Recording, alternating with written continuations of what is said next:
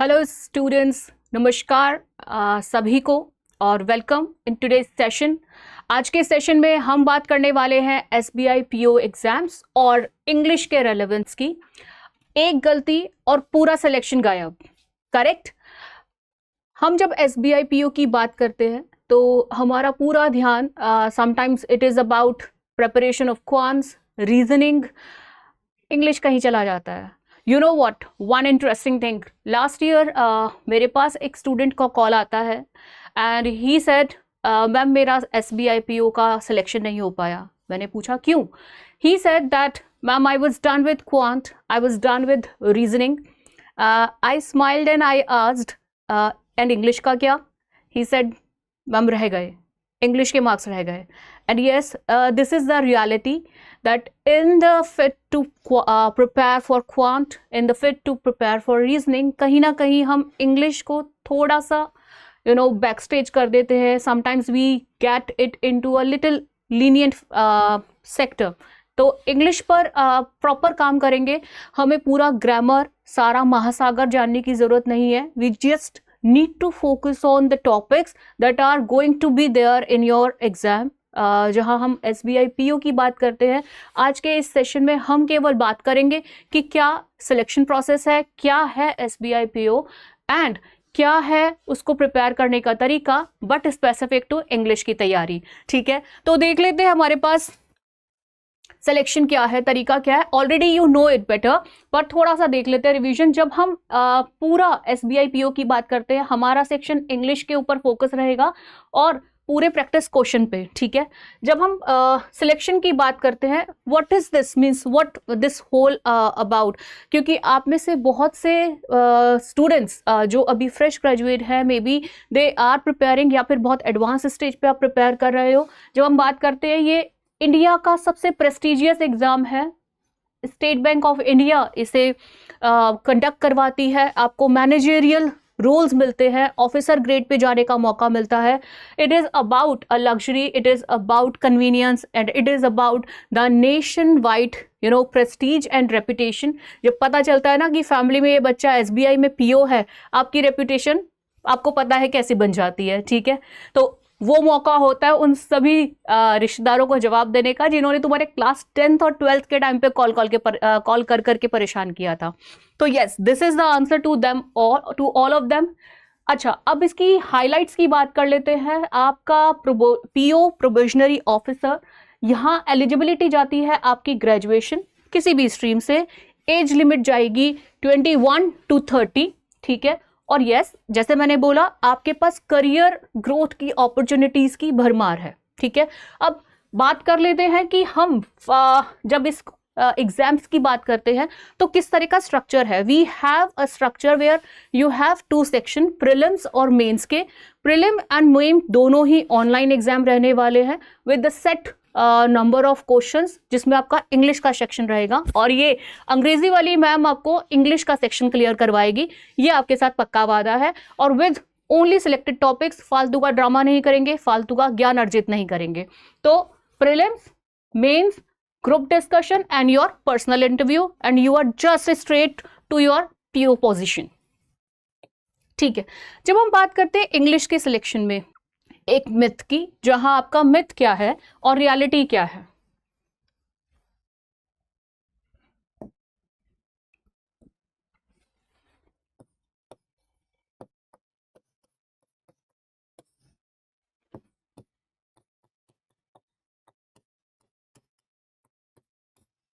Myth की बात कर लेते हैं. मिथ में ज्यादातर ये सोचा जाता है या एक डर पैदा किया जाता है स्टूडेंट्स के बीच. आई डोंट नो, कई बार फैमिली से भी प्रेशर होता है, या इंग्लिश के लिए भी आप हो सकता है ऐसे सोचते हो कि मुझे पूरा का पूरा ग्रामर आना चाहिए, कि अगर मैं पूरी किताब उठा रहा हूँ तो वो सब मुझे आना चाहिए, चाहे कहीं से भी.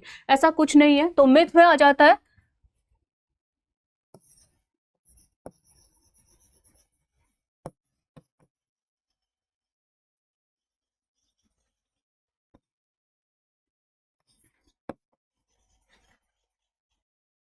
बट रियलिटी क्या है. रियलिटी है, you just need to know only selected topics, और वही टॉपिक्स मैं बताऊंगी कि वो टॉपिक्स कहाँ हैं या कौन से टॉपिक्स हैं जिस पर आपको कमांड चाहिए, जिस पे हमारे सिलेक्टेड नंबर ऑफ क्वेश्चंस आने वाले हैं।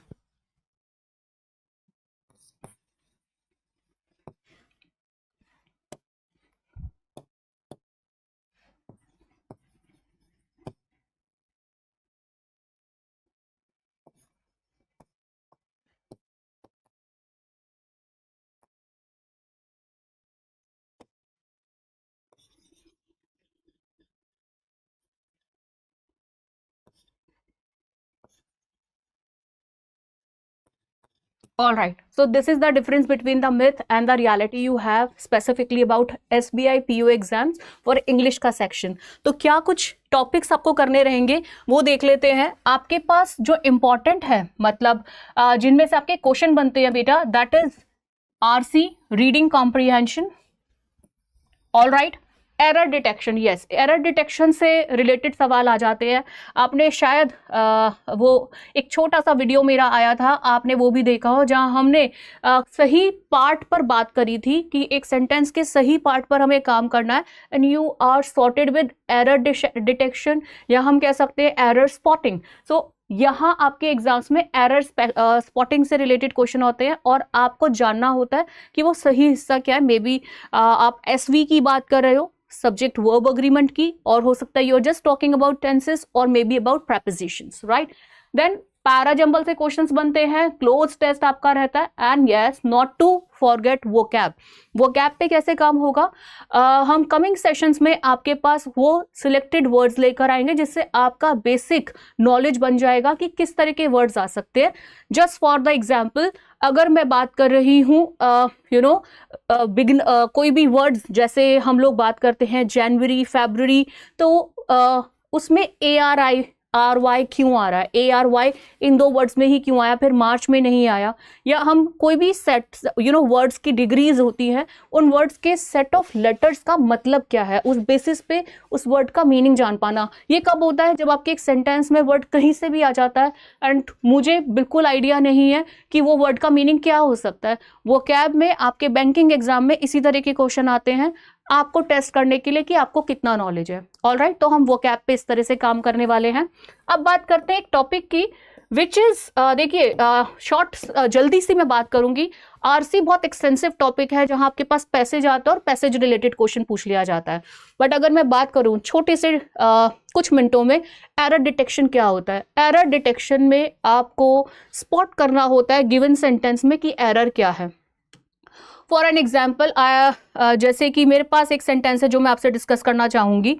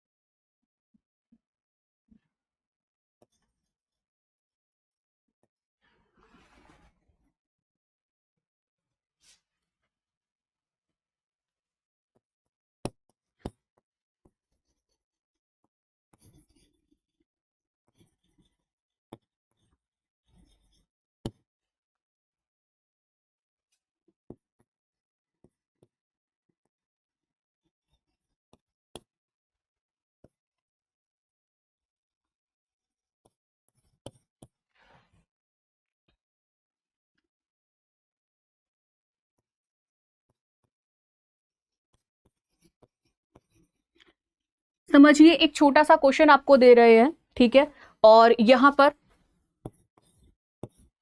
आपके पास ये ऑप्शंस बनते हैं and you need to spot the error, कि एरर आपका कहां पर है। अब आप सेंटेंस को पढ़ते हैं, जैसे मैंने बोला, हम SV यानी कि सब्जेक्ट वर्ब अग्रीमेंट, टेंस और प्रेपोजिशन पे बेस्ड स्टडी कर कर इस तरह के सेंटेंसेस को हैंडल कर सकते हैं। अब अगर इस सेंटेंस पे आपकी नजर जाए तो the team has submitted their report to the board. ये डायरेक्टली आपका सब्जेक्ट वर्ब अग्रीमेंट से जाता है क्वेश्चन, टेंसेस के बेसिक्स के साथ, कि जब हम सिंगुलर की बात करें, ठीक है। अब टीम क्या है? Team is a singular term.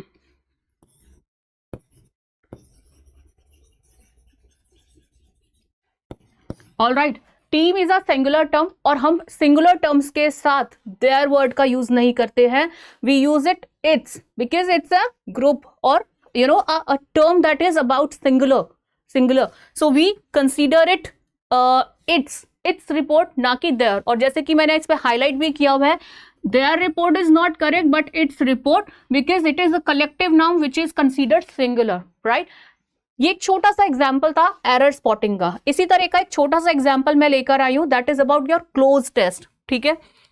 Cloze test होता क्या है, कैसे होगा, क्या नहीं होता, वो सारा कुछ हम उसके स्पेसिफिक टॉपिक की जानकारी वाले सेशन में करेंगे। यहाँ एक छोटा सा एग्जाम्पल मैं आपके पास लेकर आई हूं, that is about correcting a word, ठीक है। इसका एग्जाम्पल जो है दैट इज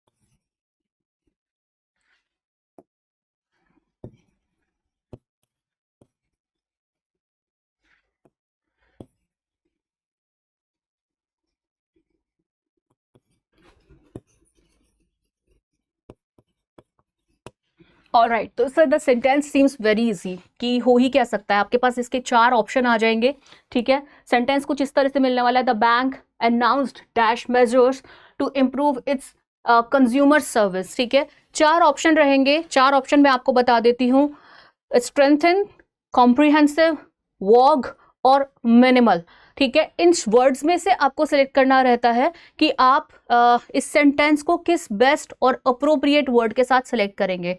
इसका करेक्ट आंसर बनता है comprehensive. The bank announced comprehensive measures to improve its consumer service. But ये हुआ कैसे? आप जब इस तरह के सेंटेंसेस को ज़्यादा से ज़्यादा प्रैक्टिस करते हैं, समझते हैं, और उस नॉलेज के बेस पे आप बेस्ट फिट वर्ड, एक होता है पढ़ने में अच्छा लग रहा है, हमें वो नहीं करना, विच इज कॉन्सेप्चुअली करेक्ट, हम उस कॉन्सेप्चुअली करेक्ट वर्ड को लेकर जाते हैं। तो क्लोज फिट आपका इस तरह से जाएगा, will be taking comprehensive measures to improve its consumers service, right. एक अनदर क्वेश्चन आपका जाता है जहां मैं बात करना चाहूंगी आपसे, दैट इज पैराजंबल। अब पैराजंबल होता क्या है, आपके पास एक सेंटेंस को अलग अलग पार्ट्स में, आपने आई बिलीव जूनियर क्लासेस में भी किया है, बट यहाँ थोड़ा एडवांस स्टेज पे जाएगा। आपका एक ही सेंटेंस होता है, उसको आपको 4 डिफरेंट सेक्शंस में डिवाइड करके दिया जाता है। You just need to make them in order.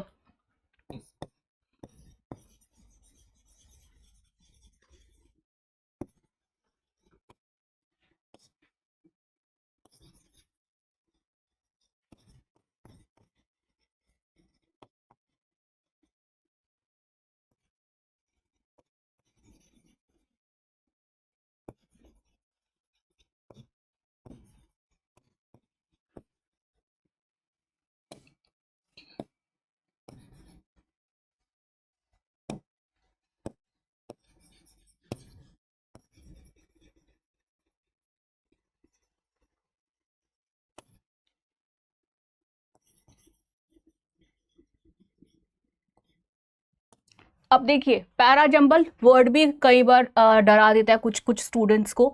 डरने जैसा कुछ नहीं है, you just given with different parts of single sentence, आपको उनको अरेंज करना रहता है।